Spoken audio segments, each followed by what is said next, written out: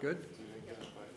Okay, welcome. I'd like to call the April 24th, 2025 Special Plan Commission meeting to order at 7 p.m. If you're able, please rise for the Pledge of Allegiance. I pledge allegiance to the flag of the United States of America and to the republic for which it stands, one nation, under God, indivisible, with liberty and justice for all. Thank you. We have the roll call, please.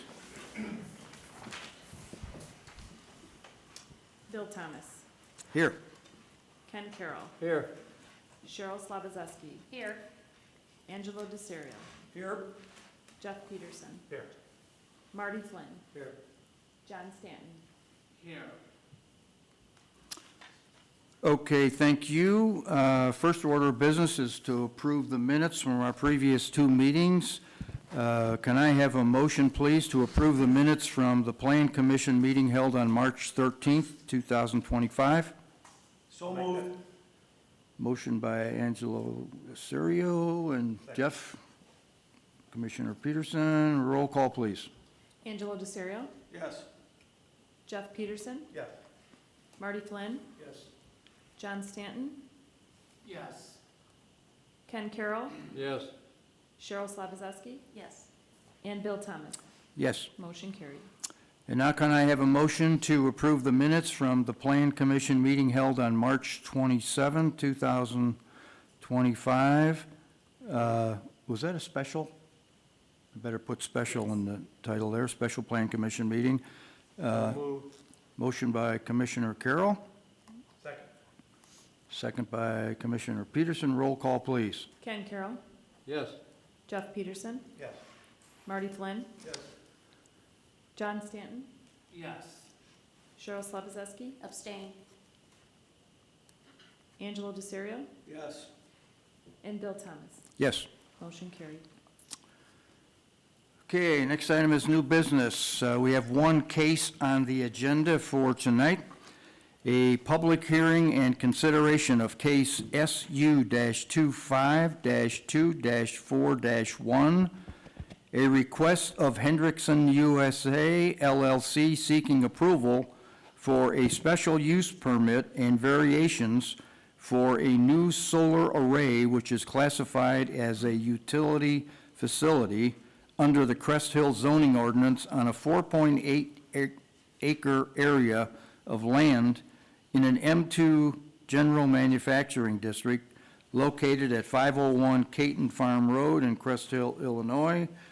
Samantha, is all the paperwork in order? The necessary paperwork is in order. Okay, thank you.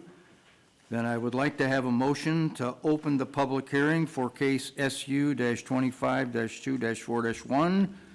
A motion, please. So moved. Motion by Commissioner DeSerio, Second. second by Commissioner Slabazowski. Roll call, please. Angelo DeSerio. Yes. Cheryl Slabazeski. Yes. Ken Carroll. Yes. John Stanton. Yes. Jeff Peterson. Yes. Marty Flynn. Yes. And Bill Thomas. Yes. Motion carried. Public hearing is opened at 7:03 p.m. Again, this hearing is to discuss case SU 25-2-4-1. So I would now like to ask our Community and Economic Development Director, Pat Ainsworth, to present the specifics of the case. Thank you, Chairman. Can you hear me okay? Okay. I'll be actually brief. The petitioner has prepared a very thorough presentation, but as presented tonight, there's one special use and one variation from the zoning ordinance and the deviation from the city code for the driveway width. The subject property actually consists of two pins. There's the manufacturing facility on the eastern pin, which the applicant has been in that subject site for nearly 50 years. They've committed to investing in this property, including an alternative energy, hence the solar array on the western site. And part of their part of their application mentioned that it's part of a grant from the state of Illinois. So this will actually help power all their facilities for their annual needs. It was approximately 1.8 megawatts of power. So hence that size creates a unique size of this project. Our community and economic development consultant, Ron Metzer, was working with them before my tenure and determined it was a special use. As part of that special use process, we looked at the entire site, and we're kind of working with them on their driveway on the eastern pin. It exceeds 30 feet, so if they ever go to repave that property, tonight's applications kind of protect that driveway width. They can just go straight to permit, hence that's again, the deviation being requested. The other variation is we were working closely with the Lockport Fire Protection District. This is, again, a unique circumstance. We do not have a solar array of this size. So from a life safety perspective, even though this is an unmanned area, our fire protection district thought it would be necessary to gain access to this property. But because this area is just north of a floodplain area, and they're not required to do any stormwater retention, we worked with them carefully to craft a design of this ring road that you'll see in the site plan later tonight of a limestone. It's a 3/4 stone limestone material. Our city engineer was closely working with their engineering firm and the fire protection district to create that. Our city code requires driveways, drive aisles, parking areas to be paved. Storage areas for heavy equipment can be gravel. So this is an emergency vehicle only access road. It's tucked 180 feet back from Caden Farm Road. It's tucked behind a landscaped area, and then it will be further protected by additional landscaping that you'll see on the landscape plan. So the variation is for the material itself, but because this is a locked facility, fenced facility, and just for the Lockport Fire Protection District and perhaps some maintenance down the road, staff is supportive of the unique circumstance to grant that variation. As you can see on pages 3, there's a bulk regulation analysis for the zoning ordinance. I'm not going to go through all of it, but they're in compliance except for the gravel material, this limestone material. And then in compliance with the comprehensive plan, there was an analysis on page 4. And then finally, with staff support, there's 10 conditions that I don't want to read, but if you need me to, I can, just to make sure that we help this development maintain a high level of standards and design. And I'm happy to answer any questions if you so have any. Any questions for Pat at this time? Okay, thank you, Pat. Okay, so I guess we're going to start off with Chris from Hendrickson USA LLC. If you're going to sit there, or that's would be fine. preferred. That's fine. If you Yeah. just stand enough to raise your right hand. In fact, why don't you both stand? I'll swear you both in, and then we won't have to go through that again. You swear to tell the truth, the whole truth, and nothing but the truth, so help you God? Yes. Okay, thank you. Take it away, Chris. All right.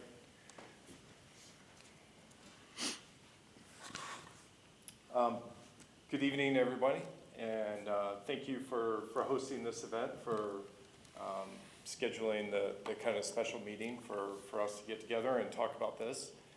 My name is Chris Batch. I'm the general manager at Hendrickson Bumper, almost right across the road from you guys here in Crest Hill. I've been with Hendrickson for about 15 years. I've been at the bumper division here in Crest Hill for almost 3 years. I did want to start off just with a brief overview of Hendrickson. I know most in the room probably aren't very familiar with what Hendrickson does, and a little bit of background, and then I'll turn it over to Grace from Verde Solutions, who is the solar installer, to give a little bit more detail. Just to kind of give a quick overview, Hendrickson as a corporate company, we've been around for about 100 years.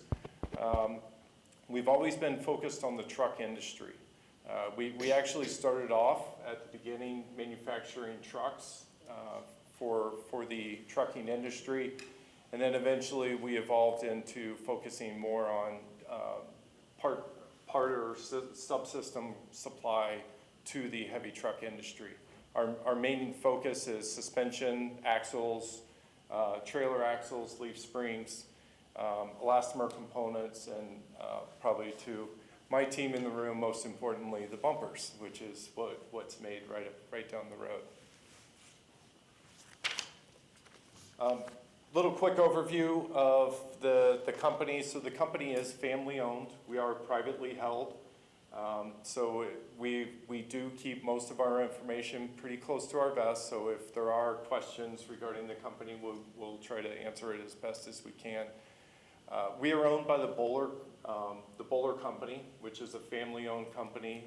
They're structured or headquartered up in Schaumburg, Illinois.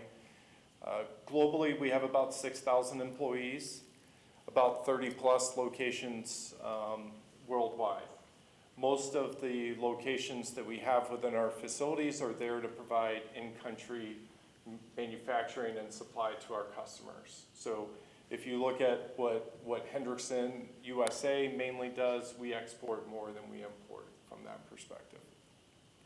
We have 6 brands across all of our divisions. Several of these brands actually supply components within Hendrickson. So I realize it's a little bit of a complicated structure for the company, but just wanted to give a little background regarding the whole company as a whole.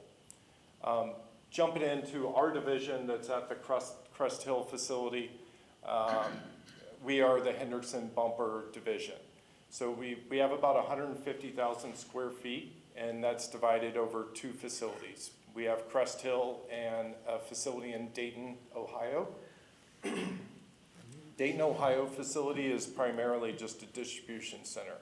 So parts go in and out of that facility. There's not any manufacturing. All of the manufacturing that we do is here at the Crest Hill facility.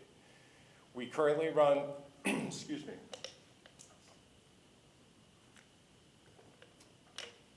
Here at Crest Hill, we currently run a 2-shift operation.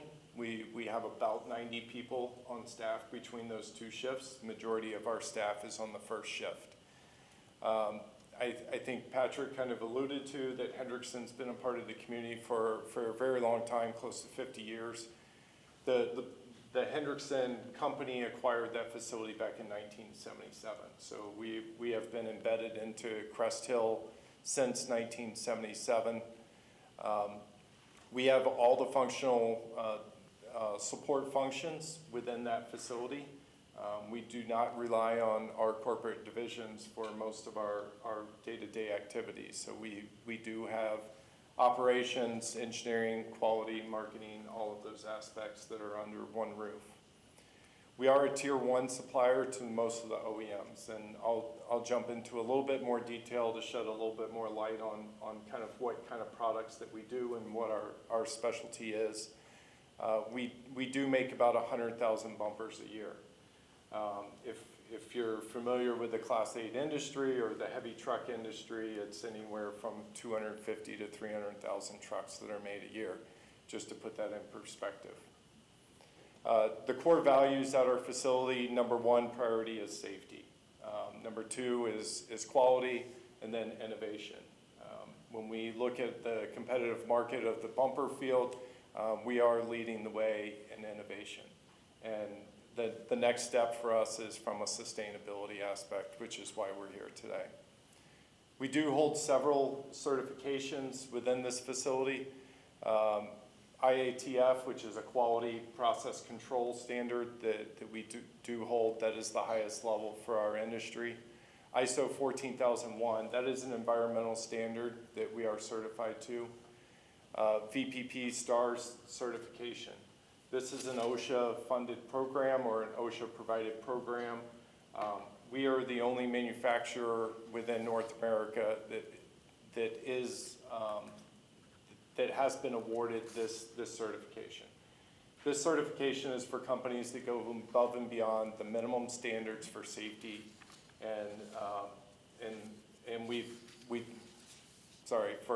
for safety and proactive things that we do towards the safety of the employees. The last one that we have is Great Places to Work certified. This is another one that we just recently got. This involves the culture and the voice of the employees. So we currently are the only company within Crest Hill that has that certification. And I forgot to add, for the VPP OSHA, we are also the only company in Crest Hill that has obtained that certification. I won't go through all the details of what we do. The equipment that we have on site, there's a lot of equipment, a lot of big equipment that we have behind those walls at our facility. most of it for stamping and forming operations of bumpers. The big takeaway of what we have here, every single one of these pieces of equipment requires a massive amount of electricity. These are energy hogs. Even though that we are investing in bringing them up to the latest technology, they still require a lot of energy to take big pieces of metal and form them into the shape of bumpers for our customers. Just to give you a little, I guess, a snapshot of what we do. All of these products that you see on the screen are just a little bit of a sample of what we manufacture out of that facility. We do anything from school buses to garbage trucks to cement trucks to on the highway. We pretty much, if it's a metal bumper that's out there on the road, most likely we manufactured it here at that facility. We do a variety of finishes. Most of these are customer spec driven, but we do a lot of bumpers that go through the facility.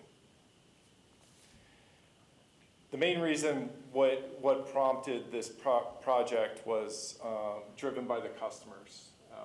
Hendrickson has a lot of internal sustainability goals, but our customers are even more demanding than what we initially start off with our sustainability goals.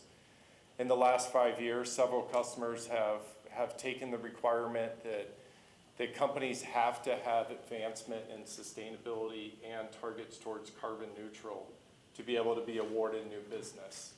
So this is something that we made commitment to our customers that we would go after and pursue.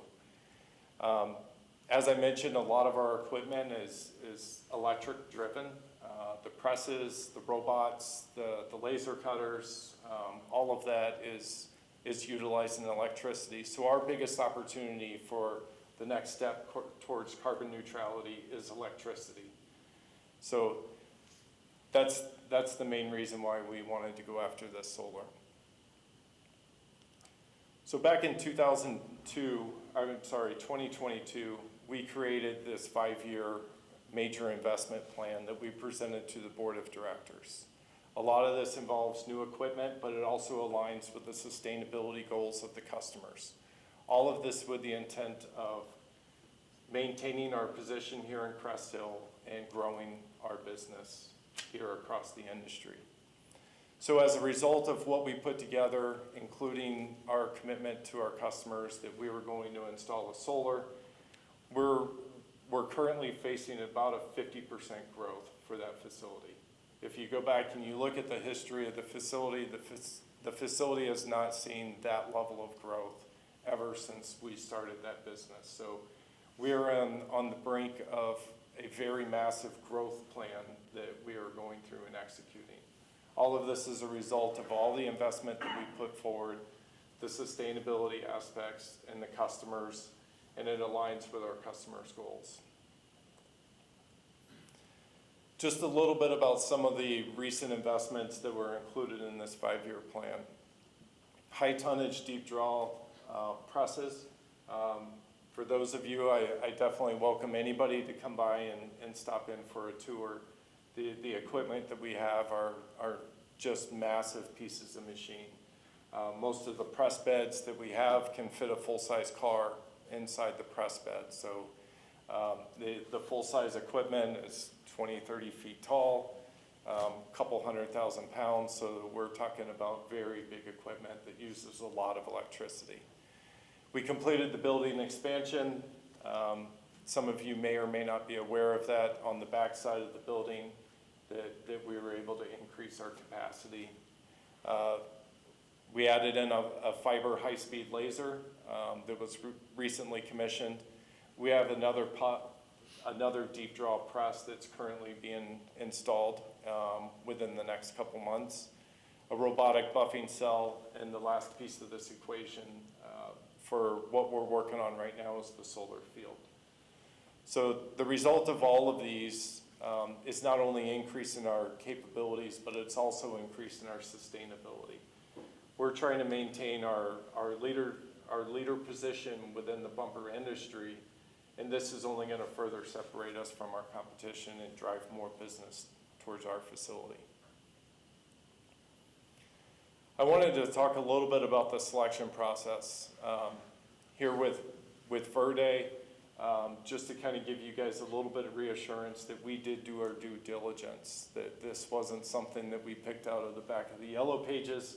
We actually went through a fairly thorough vetting process.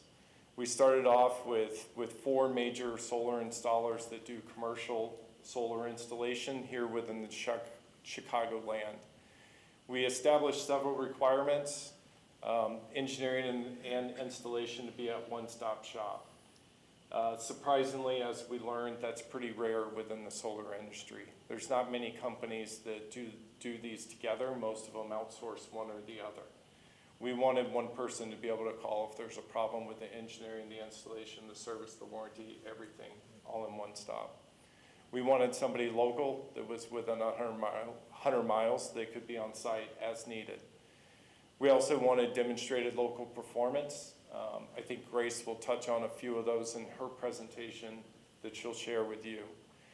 We went out to some of these locations, spoke to the installation team. Some of these are cities that develop some of these that Grace will talk through.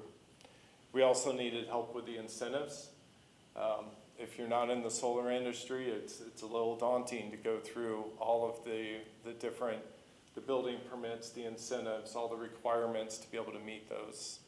And also subject matter knowledge, not just with the solar, but also all the other aspects that come along with it.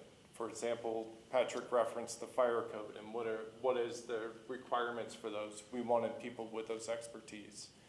When we got through all of the RFQs, we found that Verde was the only company that checked all those boxes.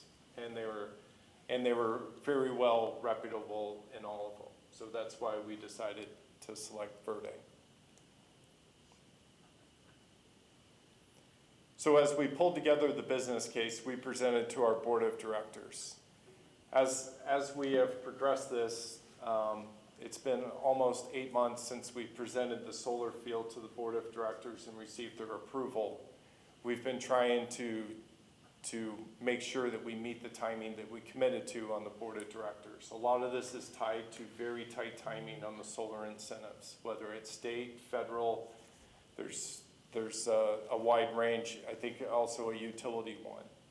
A lot of these have pretty strict timelines, and as time progresses, these are not linear events. They are cliff events for the amount of funding that changes at certain time periods. So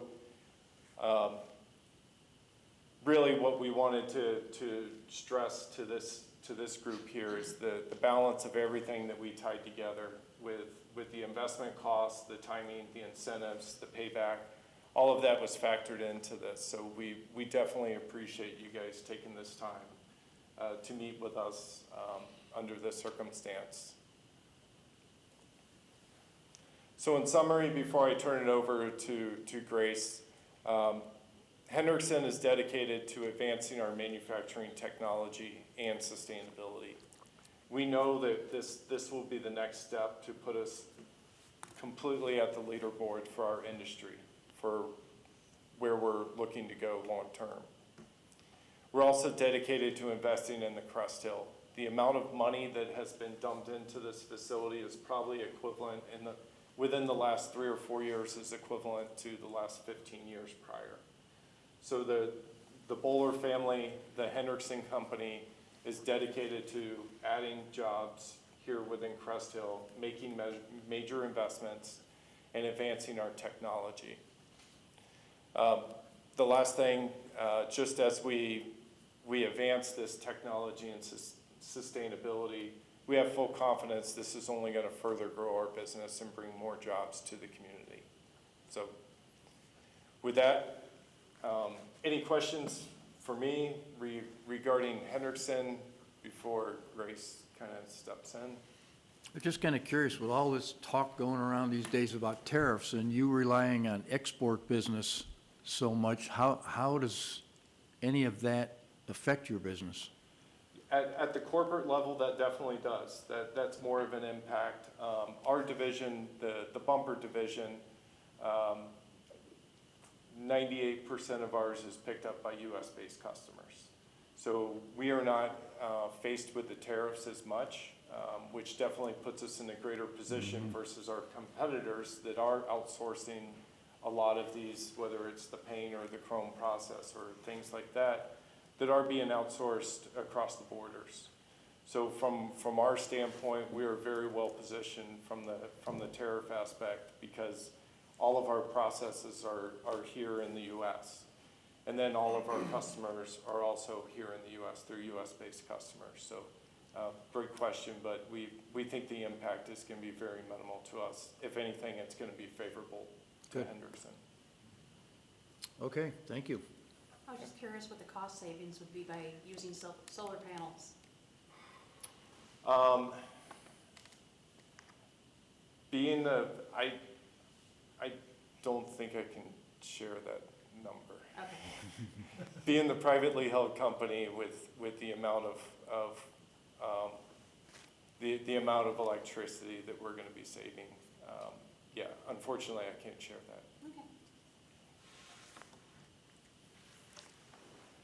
Okay, So, Grace? yes, I have a couple of questions. It's a fantastic project, and I'm excited that we're having a solar panel farm.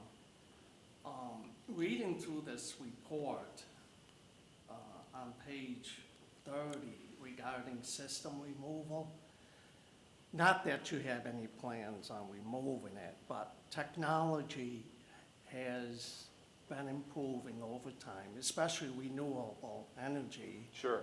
However, atomic energy is still in a development, and Absolutely. they claim that that is more energy efficient than the new renewable energy that is put out there. My concern with this regarding the system removal, it says during the system removal, 30 will remove all tangible property relating to the solar system. The land will be restored to its original condition with the exception of buried conduits. Well, I don't like buried conduits. I'm sure there's a lot of conduits underneath, Sure. and I'm sure you're using at least 1-inch piping or more, and that's not good. It needs to be included to be removed Sure. for Yeah, future development, in case if someone wants to do excavation or do some development, after it's being removed. Not that you have any plans to, but it should be removed. Understood.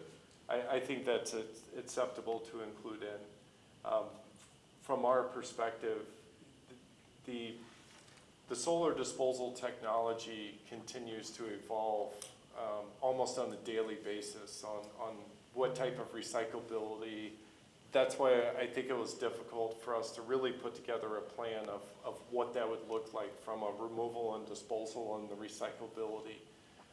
We don't know where this is what kind of technology is gonna be out there from the solar. And to your point, maybe it's atomic, that might be able to evolve into a different use case for that land.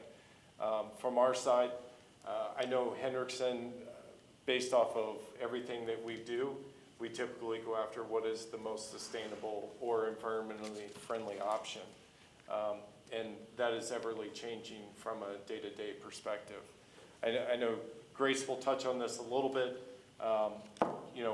We will be working with Grace during the terms of the warranty period and probably even beyond that. So who knows what kind of technology that Verde will have access to in 30 years, if we even need to replace it at that time. yeah, just to add, the solar panels are warranted for 30 years. So I guess we'll have to see what happens in 30 years and what Hendrickson wants to do. The solar panels will continue to produce long after that. It's just outside of the warranty. But yeah, well, I guess that's one bridge we'll cross when we get there, but we will note the conduit removal. Okay. And my next concern is the impervious gravel system. People say that it's gravel, roads, what have you, is not impervious, or it is impervious, it's not pervious. Only because over time, gravel, stone, and what have you settle, and it collects dirt, etc. So you will have more and more runoff, water runoff, over a period of time. Maybe you should investigate a pervious paving system. I'm sure there's many of them out there. But I'm not too comfortable with the gravel, because you do have equipment driving on there. I would imagine the fire trucks and what have you, if it's not compacted enough, how is that going to support the trucks? Sure. Okay. And if any event that they have to go and take out the fire, I'm not quite sure if the gravel, 3/4-inch gravel system works, unless you have a system in pat that it's going to work for 30 or more years. I'd be Yeah. able to chime in, if that's okay. So our city engineer was in on the same meeting with Grace, her team, as well as the fire protection district. There is an underlayment that will be approved. There's a condition in here that will be approved as part of the construction of this. And our city engineer advised during this time to make sure that it's compacted but not too compacted to become impervious to then require detention. If detention was, if impervious surfaces were going to be mandated here, that would have triggered detention requirements and made, ergo, not make this project financially feasible. So you have our city engineer with a lot of experience with the fire protection district, with the Verity team, design this project as the best alternative and the best scenario for the presentation. Yeah, from our side, we're definitely open to that. The reason why that proposal does include that is, as Patrick stated, was recommended from one of the city engineers. From our side, we also acknowledge that we will need to maintain that road, so it's not put it down once and let it go. This is one that we will have to repeatedly, whether it's regrade, we may have to resurface the gravel as well as the 3/4-inch loosely compacted that was specified. So there will be maintenance required. From our side, I think that will be something that we would work with the fire marshal to understand if there is a point of degradation or any type of concern from being able to support the weight of the truck. Ultimately, we hope the road never gets used. Okay. Well, I have to believe that there are a pervious system, like those pavers where grass grows through it, and it supports the vehicles and what have you. And you will need to cut lawn anyway around the solar panels. So I would think it would be less of a maintenance. Yeah, it might be a little more cost up front, but not as expensive as a pavement like concrete or asphalt or what have you, to eliminate the detention pond and to minimize the water runoff. But I think there's a better system. Maybe it needs a little more investigation on what's appropriate. Yes, the cost is a factor in this, but I would like to see if you can look into another alternative to a gravel road. I think we would be more than happy to investigate anything that's recommended by the city. I think the city engineers probably have much more experience from that aspect than we do. If you need a bumper, we can help you, but we're not very good at designing gravel roads. But we would be more than happy to entertain or quote anything that we looked at. One thing to keep in mind, we are talking about a rather extensive amount of property that we would have to put this down. I think the total size is over 4 acres. I think it was 33,000, how many feet all the way around? Do you happen to remember? I think it's 40-something thousand 40,000 feet. square feet. So Yeah, quite a bit. it's a massive amount. And as Grace will point out, the other thing that we have to consider is also turnaround points for the fire truck. So it's not just a 10-foot wide.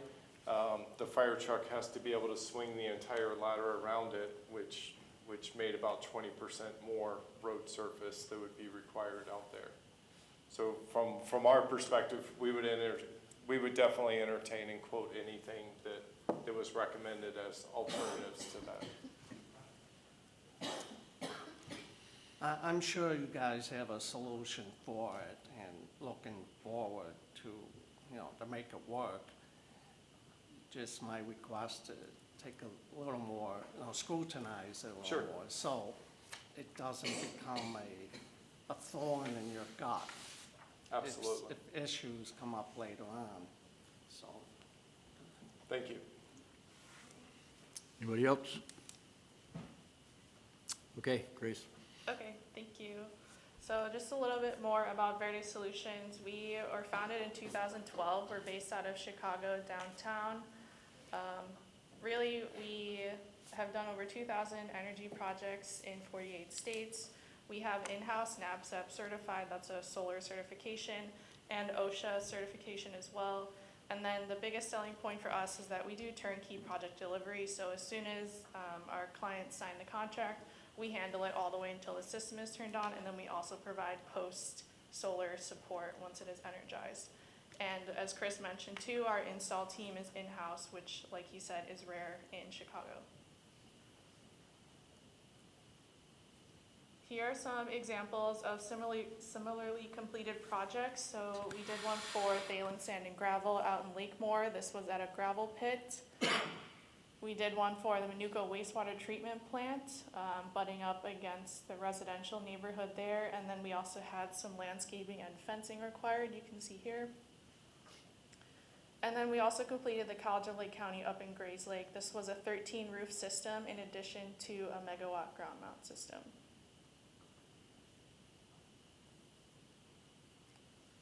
Here is the plat of survey for Hendrickson. As Patrick noted, here's one pin where the main facility is located, and then the other pin where the solar field will be located.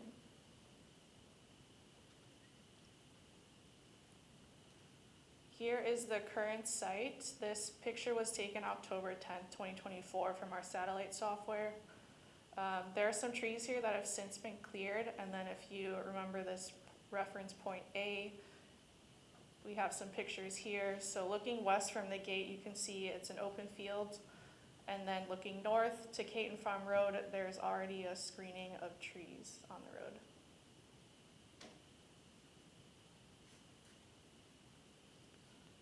So our wetland study partner identified a wetland south of the pin where our solar is proposed.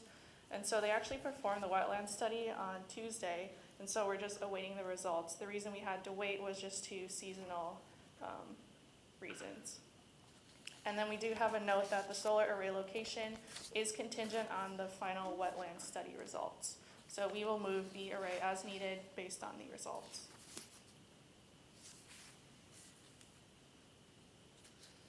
Here is the proposed design. The blue is the solar panels. And so we have about just under 2,000 modules proposed, expected to produce 1.5 million kilowatt hours each year. And then, like Chris said, offsetting 100% of Hendrickson's electricity usage. So here is an example of what the solar would look like installed.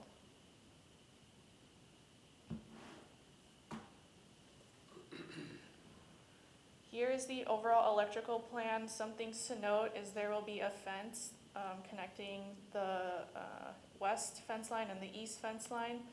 And then the gravel access path that we discussed has the turnaround points around the perimeter of the array.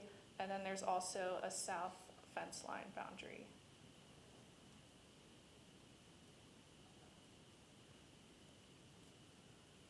This is zoomed in a little bit more.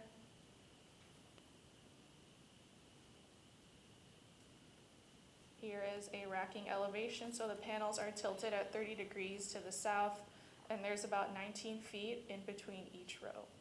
And there are 2 modules stacked on each row.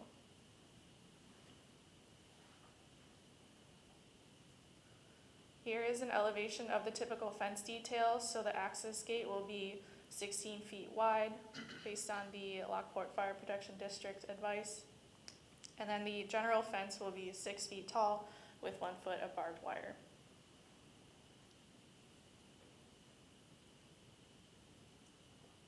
Here is a drainage plan. I highlighted the drainage area, and the average ground slope is 2.15% under the solar array.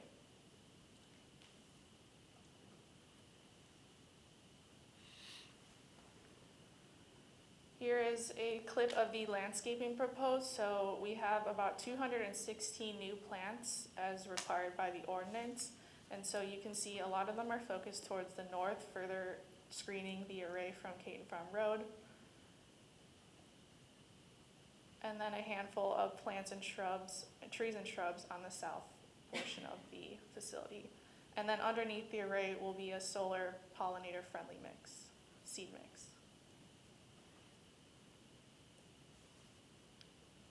Here's an elevation of the trees and shrubs.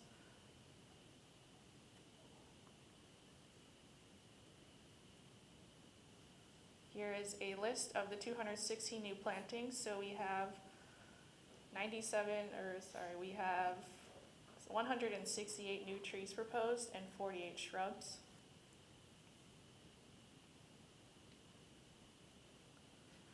Here's a list of the solar field pollinator habitat seed mix, and then the salt tolerant roadside mix, a fescue mix. And here are some images of all of the plants and shrubs and trees are on the next slide that are proposed.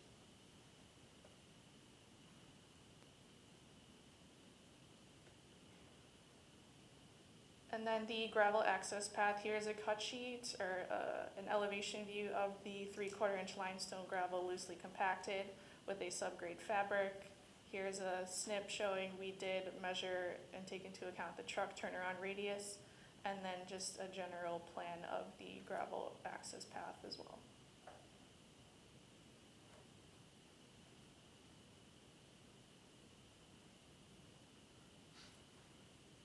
Any questions? I kind of flipped through everything really quickly. We can go back and zoom in as So needed. did you say you're going to keep all of the existing trees there along Caton Farm Road? Yep, and then we have to add 216 based on the developed area. And are you getting all those trees locally from one of our wonderful Crest Hill nurseries? We definitely can, yeah. Absolutely. I was surprised when I drove by there, what a tree barrier that existed. There are a lot of trees along Caton Farm Road, so. And your access road that we've been talking about actually now comes off of your property, not off of Caton Farm Road, correct? That is correct. The Yeah. access to the solar field, yes. Yeah, okay. If you look at the slope coming off of Caton Farm Road, it's rather steep. There would require a substantial amount of build-up to be able to get access. And it would open up a window also, which Yes, is gonna that- be that really is correct. blocked out of sight.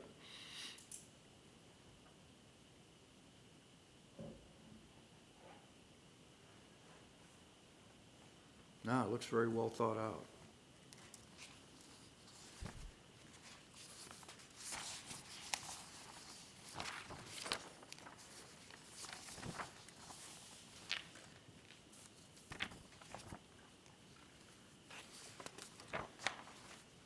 Okay, anybody have any questions, any more questions? I just have one.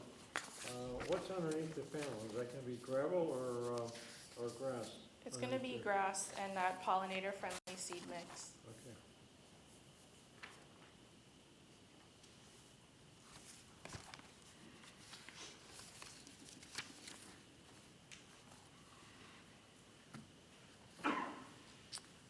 Okay, what do we think? Staff have any more questions before we? Just to go back on the access road again, this is the best compromise based on the cost, the regular requirements. There's not only our ordinance, but Will County that was conferred against with our city engineer, who worked very closely with the Verde engineering team. And again, staff makes a positive recommendation based on the conditions provided and the designs that you've seen tonight. Mm-hmm.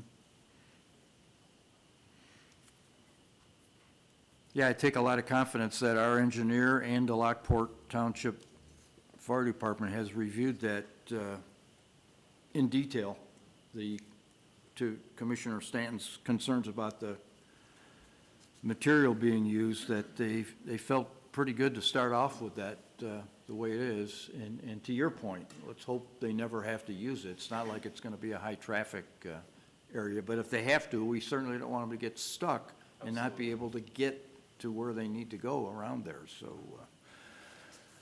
yeah, I think we have to kind of trust their judgment to that. Yeah, we did host the fire marshal there on site, so we walked the grounds, took a look at everything, where the turning points would be, roughly where the solar field will lay out. We'll continue that relationship with him as we finish it, as well as annual inspections. Get out there. We understand this is new for them, it's new for us, it's new for the city. Mm-hmm. So the more that we can overly communicate and open the door for coming out there to do it, whether they want to do training access, whatever, they'll have full access to that.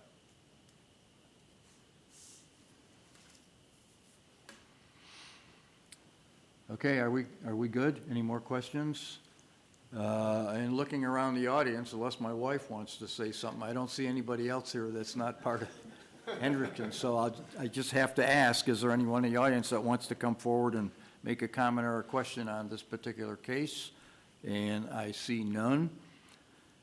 So if there are no more questions as part of the public hearing, I think I would like to ask for a motion to close the public hearing. I'll make that motion. Motion by Commissioner Peterson, second by Commissioner Flynn. Roll call, please. Jeff Peterson, Yes. Marty Flynn, Yes. John Stanton, Yes. Ken Carroll, Yes. Cheryl Slabazeski, Yes. Angelo DeSerio, Yes. and Bill Thomas. Yes, so public hearing closed at 7:47. So I guess it's up to us now if we have any comments amongst ourselves that we need to go back and consider. We certainly noted Commissioner Stanton's concern with the removal, and I don't know, do we need to have any mention of that in anything right now going forward 30-plus years? If we take that out, do we have to have a note that we would like to make sure the conduit is included in the removal? So, I mean, the ordinance is, the special use lays with the land, and obviously we hold this on. I don't know if I have a time clock for going up to 30 years. Yeah. But if any new development happens on there, proper excavation takes place to remove anything on site that would impede on the health, safety, welfare of a new structure. So I completely empathize with Commissioner Stanton's approach. A condition can be added 30 years from now during the decommissioning of this to remove the conduit. And, you know, staff 30 years from now will have to review that ordinance prior to any demo permit. But when excavators are out on site, they'll note items found on field and make adjustments to fully remove anything if any development were to happen there in the future. Yeah, I think you're right. I think our ordinance system would pick that up in 30 years as far as the condition of that land, if it's going to be removed and everything on it put back to the way it is now. And yeah, I don't know that we need to mention that now. I think it'll just stay part of our removal process for something like this. And I think in 30 years, we're going to learn a lot more about removal of solar panels than we know now. I don't think there's many places removing it. No, They're yeah. putting it in. And I think, I trust that we'll all learn a lot about the removal process when that comes up. Okay, can I call for the motion? Can I call for a motion to approve the request from Hendrickson USA LLC for granting of a special use permit and variations for a new solar array on a 4-acre area of land in the M2 General Manufacturing District located at 501 Caton Farm Road, Crest Hill, Illinois. Now, we've mentioned the 10 conditions. You're aware of these 10 Yes. conditions and have seen them and agreed to all of them? Yes. Okay. So is there a motion to approve? And the motion, no, the motion to approve would be the variance as outlined in the staff report.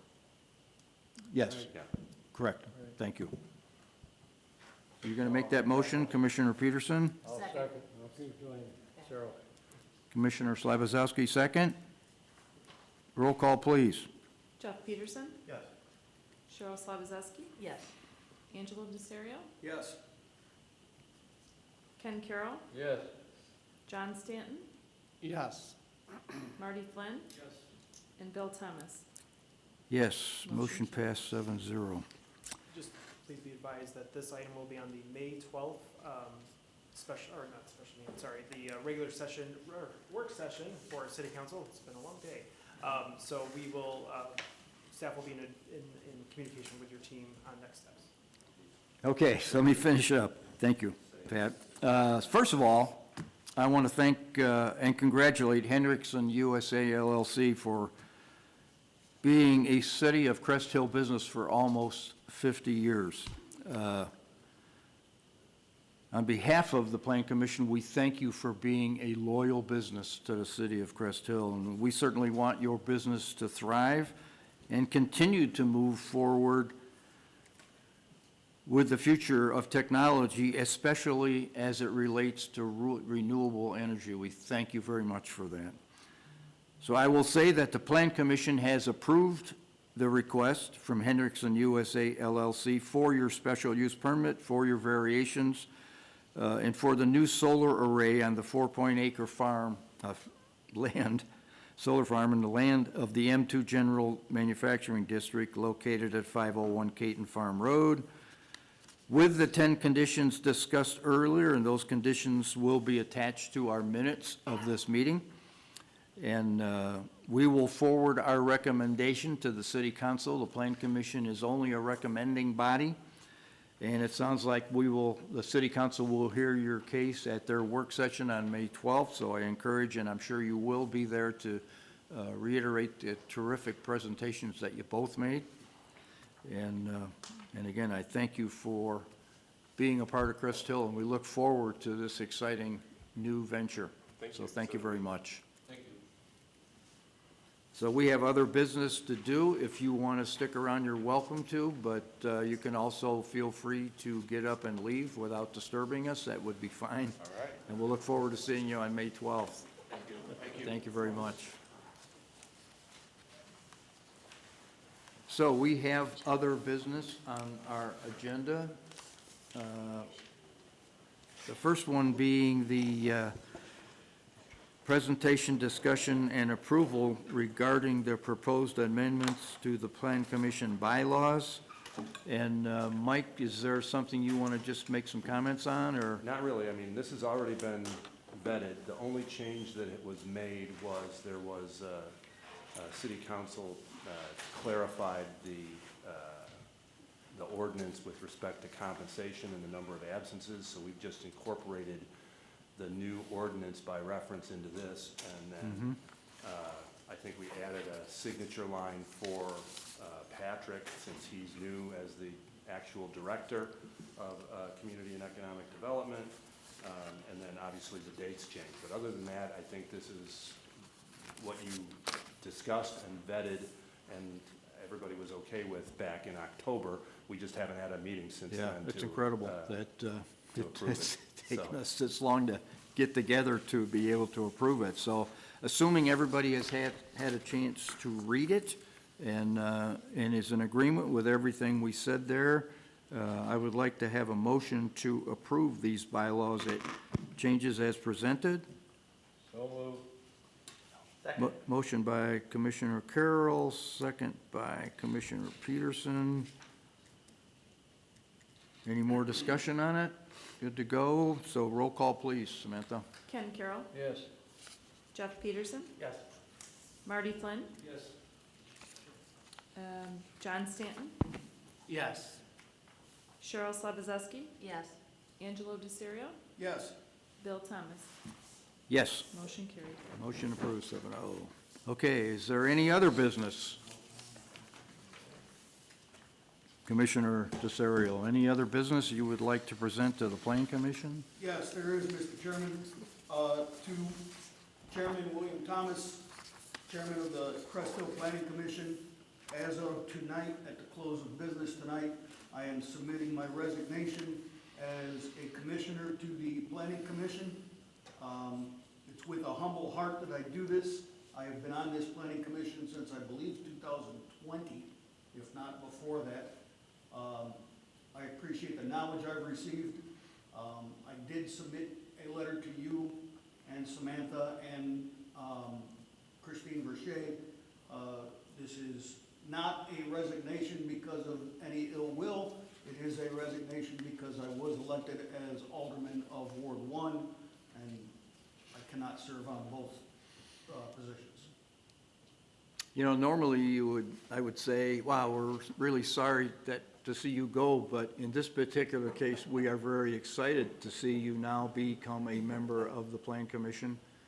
And you've been a definite asset to the Plan Commission. You've served as secretary for the last 4 of your 5 years, and we wish you nothing but the best as you go forward. So thank you, Angela. I actually thought you were going to ask Commissioner Peterson if you could take your chair over there for tonight's meeting, but.